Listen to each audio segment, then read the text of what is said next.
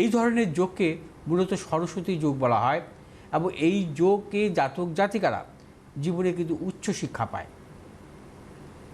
এবং এদের কর্মজীবন অত্যন্ত শুভ হয়, কারণ কর্মপতি রবি কর্মভাবে অবস্থান করছে, ভাগ্যভাবে অবস্থান করছে বুধ এবং বৃহস্পতি।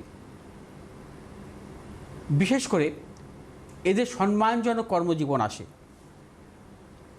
যদি কখনো কোনো জাতক জাতিকার জন্মছক অনুযায়ী যদি সরস্বতী যোগ হয়, কর্মভাবে যদি রবি থাকে, কর্মপতি রবি যদি কর্মভাবে থাকে বা কর্মভাবে যদি রবি তুঙ্গি অবস্থায় থাকে বা কর্মভাবে যদি রবি বৃহস্পতি যুক্ত অবস্থায় থাকে বা কর্মভাবে যদি রবি কখনো বৃহস্পতির নক্ষত্রে থাকে, বৃহস্পতির দৃষ্ট বা যুক্ত অবস্থায়, সেই জাতক জাতিকা চিকিৎসা শাস্ত্রে সাফল্য পায় অথবা প্রশাসনিক কর্মের ক্ষেত্রেও সাফল্য পায়।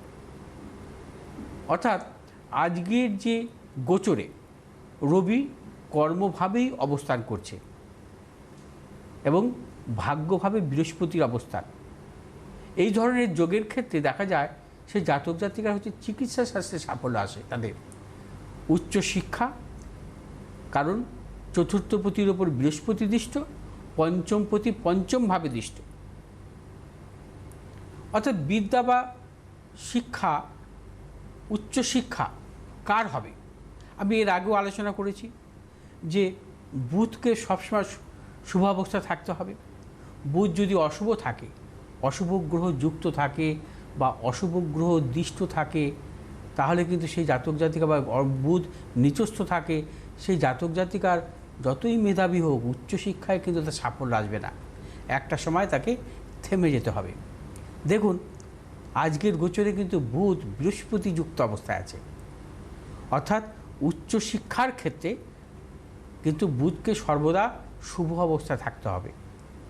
বুধকে হয় স্বক্ষেত্রস্থ থাকতে হবে, বুধকে কখনো বৃহস্পতি যুক্ত বা বৃহস্পতি দৃষ্ট অবস্থা থাকতে হবে, বুধকে কখনো শুভগ্রহ মধ্যগত থাকতে হবে বা বুধকে কখনো তুঙ্গি অবস্থায় থাকতে হবে।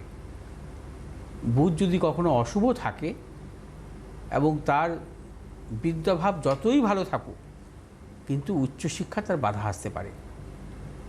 সেক্ষেত্রে আজকের গোচরে কিন্তু দেখা যাচ্ছে যে বুধ বৃহস্পতি যুক্ত অবস্থায় কর্কট রাশিতে অবস্থান করছে এবং নিজের নক্ষত্রে, বুধ তার নিজের নক্ষত্রে অবস্থান করছে, অত্যন্ত শুভ।